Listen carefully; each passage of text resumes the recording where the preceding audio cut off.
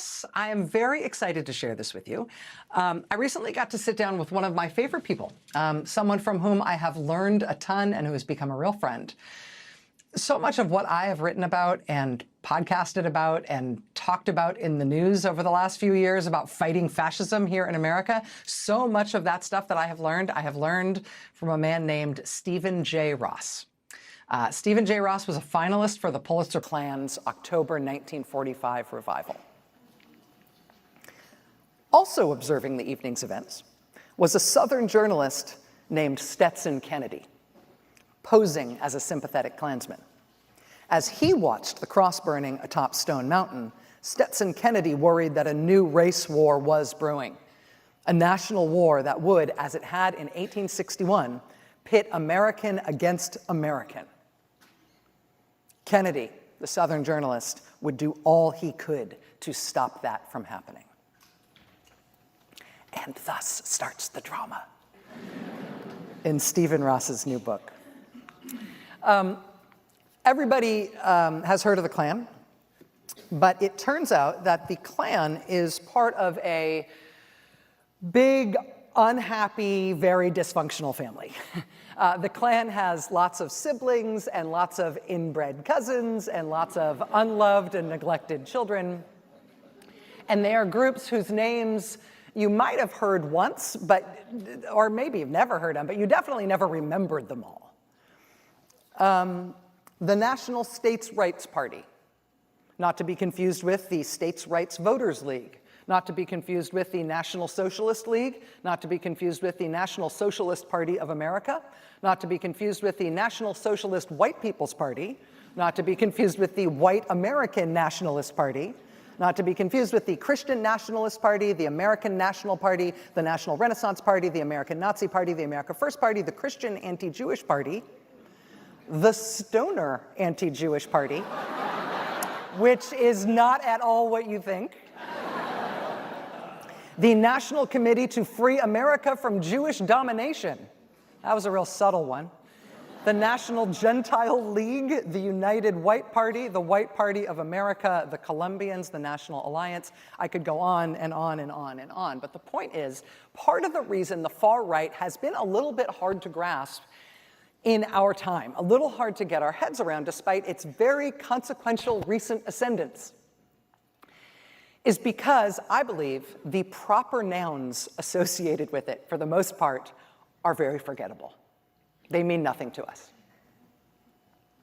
The how did we get here history of the far, far right in America really is a musical chairs set of unfamous characters and look-alike uniforms and insignias and newsletters and paramilitaries and mad bombers and street thugs and fraudsters and perennial candidates and third parties and militias, and they all seem amorphous. They slide back and forth organizationally from one similar sounding creepy outlet to another, to another, to another. And that makes it really easy, it really makes it tempting to write them all off as impermanent and therefore unimportant, as just crackpots and hoodlums.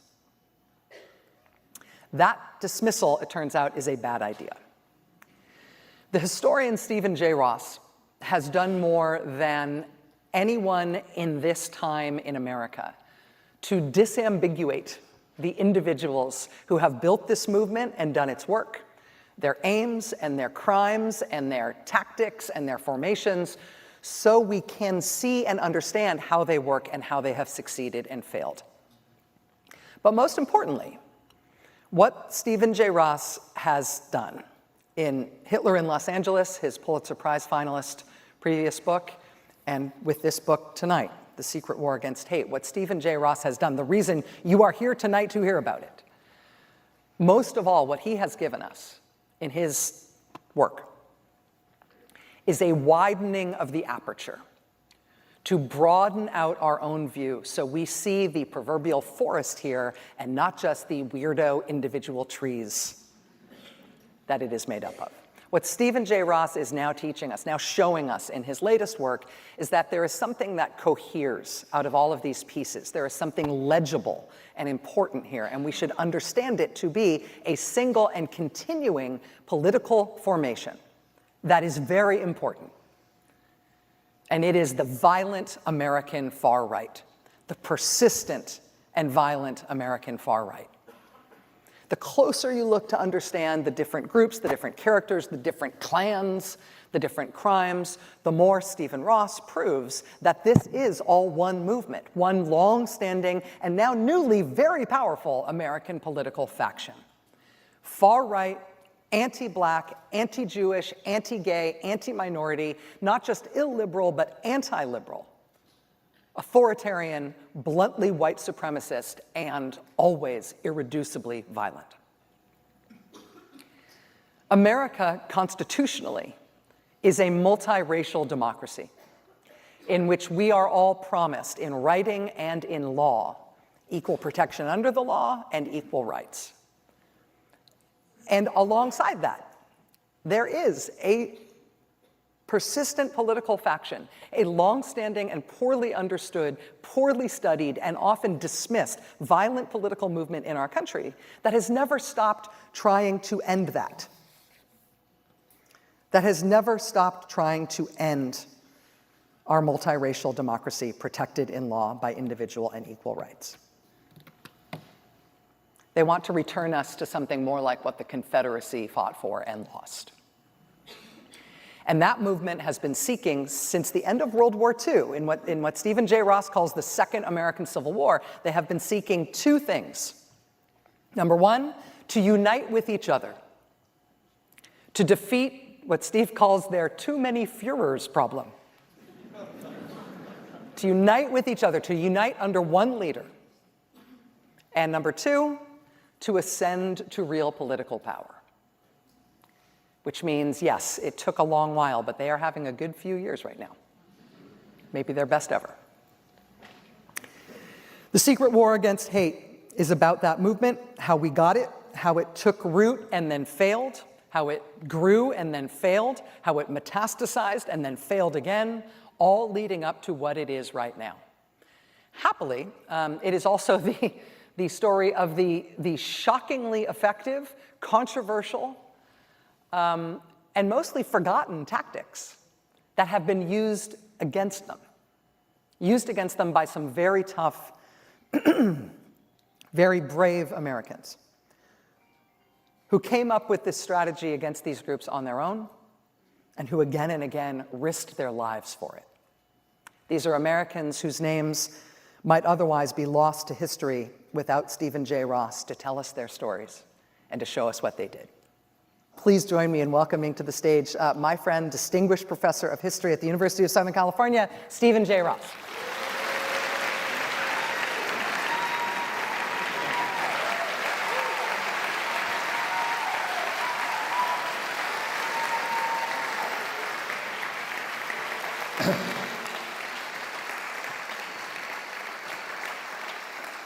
Well, that was a nice introduction. And I just want to say before we start, I don't want you to be nervous. Every Monday, you look into a camera, there are no people. And now you have 900 people here. Why do you think I just changed my glasses? Because now you're an invisible blob. If you're further away than my wrist, you're gone. Steve, did I get anything wrong in that summation of your argument? No. We think of the,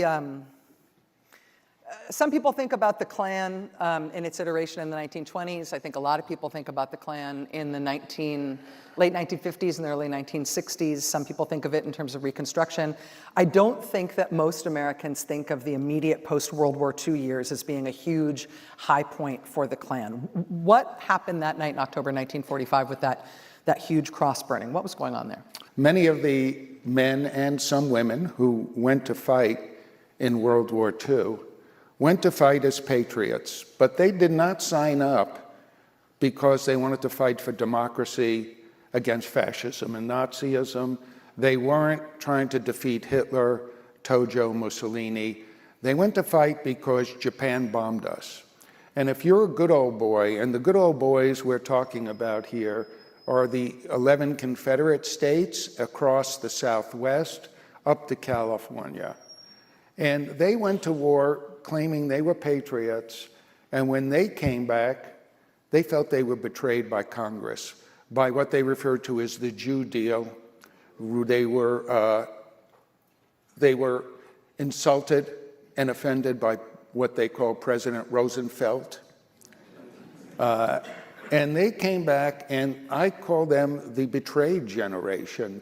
And what they said is, and here's what I would say for all of you, if you think this is a kind of clown show that's lasted all these decades, you're really wrong. They are dedicated Americans, up to right now, who believe they were betrayed by our government. Why were they betrayed?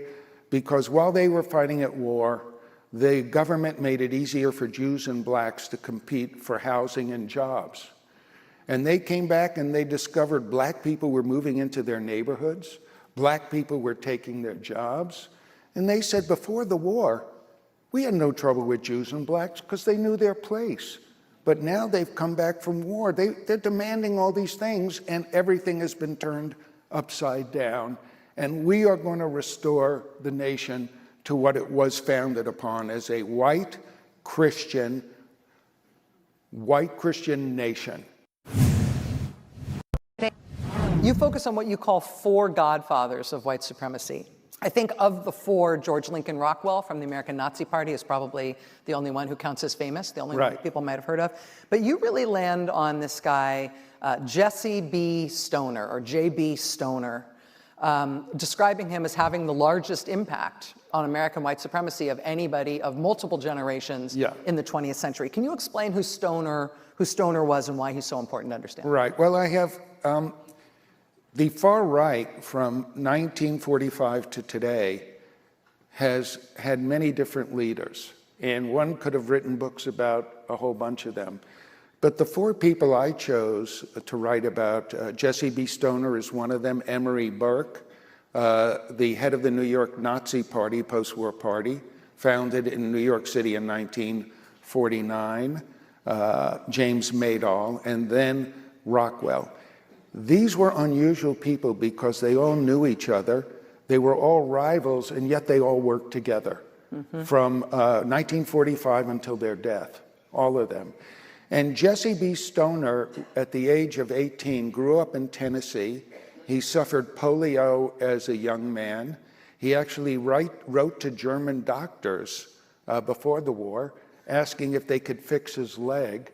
And they promised that, yes, once they conquer America, they will come over and fix his leg.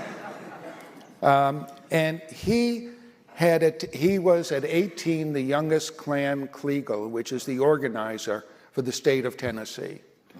And while he was a young man, he was going to Atlanta. At the same time the Klan was reviving, there was a group that was even further to the right than the Klan called the Columbians. And the Columbians were saying their leader, Emory Burke, said, I am going to finish the job that Hitler began, but I'm going to do it with much more modern techniques. I'm going to exterminate every Jew in America, and I'm going to send every black man, woman, and child to Africa. And Jesse B. Stoner had been attending their meetings. Eventually, they were put down by spies from New York, from a group called the Non-Sectarian Anti-Nazi League, which is one of three groups running spy operations, along with the Anti-Defamation League and the American Jewish Committee. When the Columbians were broken apart and their leaders sent to jail, Jesse B. Stoner said, I've learned a lot now, and I'm going to go out on my own. And the first party he started had the very subtle name of the Stoner Anti-Jewish Party. And when that name didn't click, he changed it to the Christian Anti-Jewish Party. And he continued the Columbian mantra that I'm going to get rid of every Jew. We're going to exterminate every Jew in America, but we're going to do it much better than Hitler did. We're going to use every modern technique we can. We're going to electrocute them, gas them, firing squad. But his main appeal, what really got the attention of a lot of people, is he said, when the Jews are dead, the Christian Anti-Jewish Party is going to take all the Jewish wealth in America and distribute it among every Christian. And every Christian in the United States is going to be fantastically wealthy once we do this. And I just should add, when Stoner was part of the Colombians and they tried to unite with the Ku Klux Klan, the Klan said, no, we are not going to form an alliance because you are too extreme in your racial views for us. This is admittedly a very small part of the book, but I found it deeply satisfying. Can you tell us about the part where Georgia's Assistant Attorney General punched out one of the Colombians in court? Yeah, the Georgia Assistant Attorney General, Daniel Duke, no relation to David Duke, had been an Assistant Attorney General right before the war, charged with putting down the Klan. He then enlisted in the Army. He refused to go in as an officer, and he wound up as a sergeant. And when he came back, he was put back in charge of trying to put down the Klan. And he was also then put down in charge of getting rid of the Colombians. And the Colombian leader, Emory Burke, who was a Southerner who liked to speak with a British accent, and Duke was being harassed constantly by Emory Burke. And at one point, they're in the courthouse, and Burke starts, accusing him, you're a coward, you're this. You got to be part Jewish and part black. And he just kept at him, and finally, the Attorney General wheeled around and punched him out, knocked him down on the floor.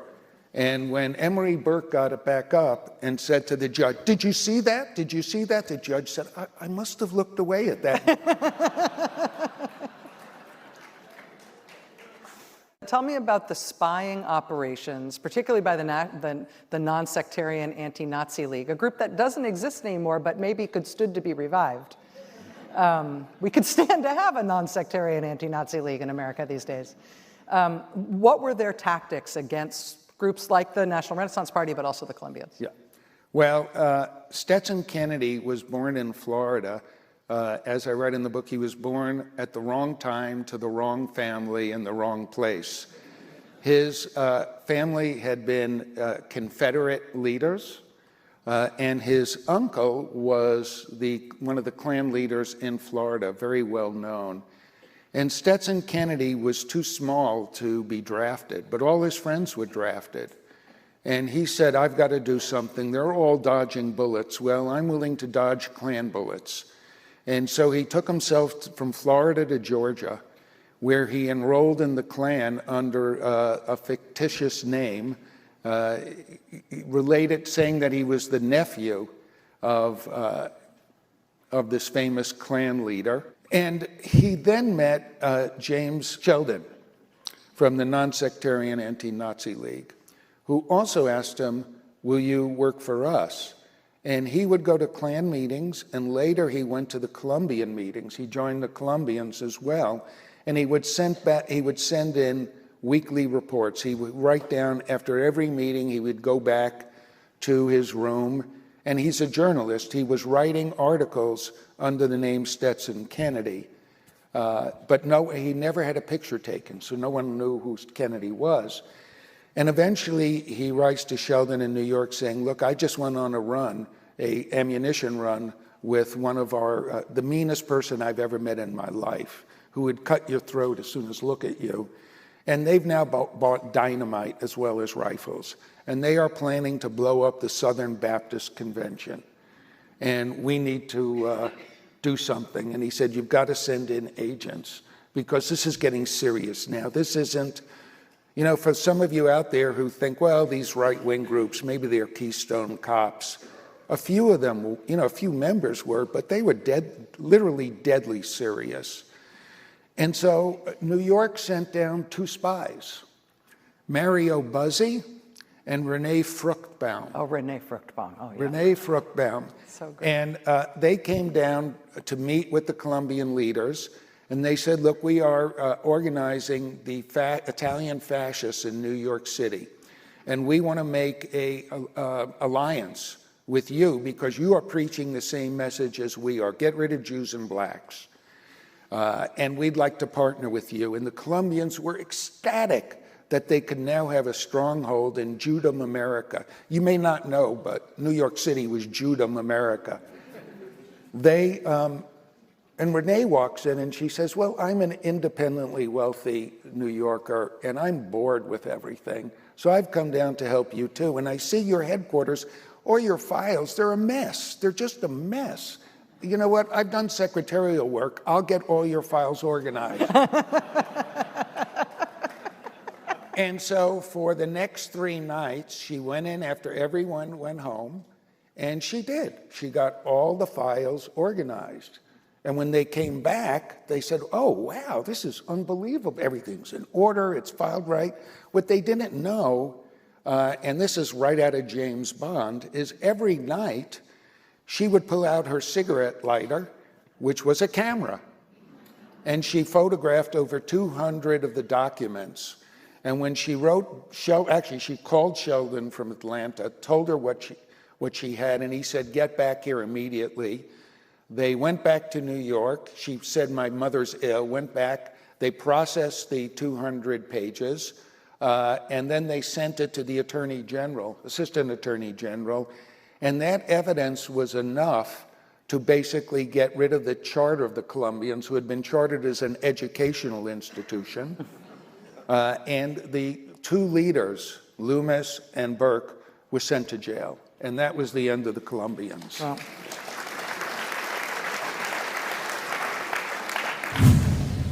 Those tactics from the ADL, from the Anti-Nazi League, with the Colombians, with the Klan, with all the different groups that they infiltrated, and the stories are unbelievably dramatic.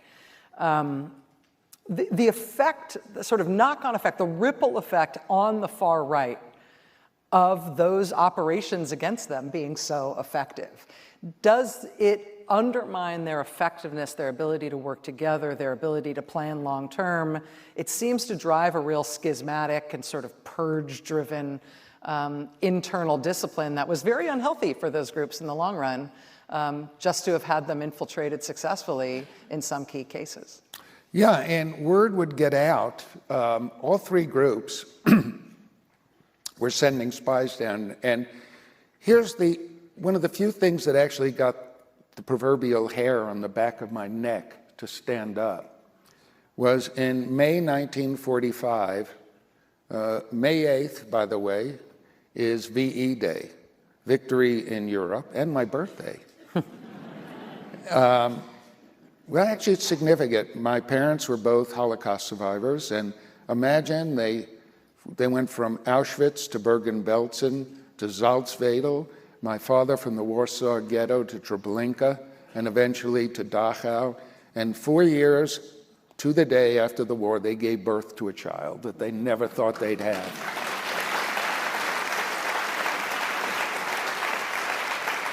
Well, what was heroic about these groups is the fact that they were running in May, the first week of May, right before the war ended. The 3 offices of the ADL, the American Jewish Committee, and the Anti-Nazi League were in Midtown Manhattan, literally just a few blocks from one another. And I came across the 3 memos they wrote exactly the same week. And the 3 memos said the same exact thing, which is, we can defeat any one group, even the Ku Klux Klan. But what we really are afraid of is one day, all these scattered far-right groups are going to find out a way to communicate instantaneously. And once they're able to do that, we don't know if we can stop them. And our second great fear is that some of these people from these far-right groups are going to make their way into one of the 2 mainstream parties and take these far-right ideas and move them from the margins to the mainstream, and then every American will be in trouble. But these people felt they had to do something, the 3 groups, and the men and women who went to spy for them, who were almost all Christian, and even though they were spying, they knew they were spying for Jewish groups. They never felt they were working for the Jews. They were working for America, because they argued in America, it's not okay for another American to kill an American because of their race, religion, their ethnicity, or their immigration status.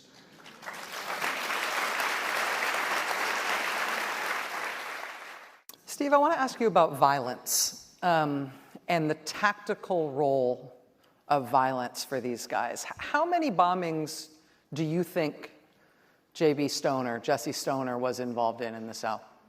Close to 100. Jesse B. Stoner was the leading bomb expert in the South. He was known as the mastermind. He would help groups, tell them how to make bombs. He would actually go to local communities, and on the back of a truck, he would give them instructions on how to make bombs. There was, I think between 54 and 59, there was something like 80 bombs that went off around the South. And they would bomb synagogues. They would bomb churches, black churches. They would bomb the homes of ministers. And Jesse Stoner, when the National States Rights Party started, said, "We are the only ones who can stop the bombing. You got to vote for us, because we can actually stop it." What he didn't say is, well, we're the ones doing the bombings. So yeah, we know how to stop all the bombings. And Stoner would outlive the three other, as I call them, godfathers of white supremacy. And on his deathbed in, I think it's 2002, he was asked by a reporter, "Do you regret anything you've ever done?" And he said, "A man should never regret anything when he knows that everything he has done is right." When you talk about these guys running for office, it's jarring because immediately you always go to the fact that they didn't get many votes, they didn't win. But it's also weird that they were running because they were explicitly anti-democracy. In the very influential National Renaissance Bulletin, the newsletter of the National Renaissance Party here in New York, you describe it having on its masthead a quote from Hitler denigrating democracy. Right. And these guys are all very much in favor of an authoritarian type of government that would get rid of any of what we understand is the protections of our republic. What I was interested in, though, is that they're anti-democracy almost on a religious level. It's not that they just wanted a whites-only democracy. They call themselves patriots, they wrap themselves up in the flag, they say they're super Americans, all their stupid party names have American and patriotic in them. But they're not talking about the American form of government just reserved for us. They want to abolish democracy and instead have an authoritarian leader. Why is that? Because democracy is a political system for weaklings. This is what they argued, that democracy was a system that had too many others in it. And that it is who built Western civilization? It was white Christian, white Anglo-Saxon Christians. And what we need is an autocracy. What we need, not dissimilar to Lenin on the left, who wanted, his 10th, the top 10% would be running the Russian government.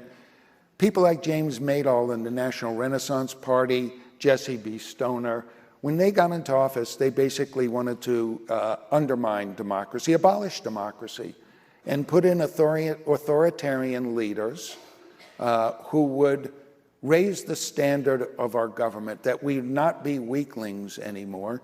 And also, they were in favor of what we now call tradwives. So that the Colombians, for example, said if they get into power, because they promised in 1946, so here's what you also have to, we haven't talked about this. 1946 Atlanta, they are marching down Peachtree Street, the main street in Atlanta, in Nazi uniforms. They made their own Nazi uniforms in the style of the Hitler's SS. And they were marching down those streets, and they wanted true manhood again. And what they said is, when we get into power, no woman can ever have a divorce, no woman can ever wear makeup, and women should be at home taking care of the children. That is their job, and to support their men. I have that in my notes as the Taliban issue.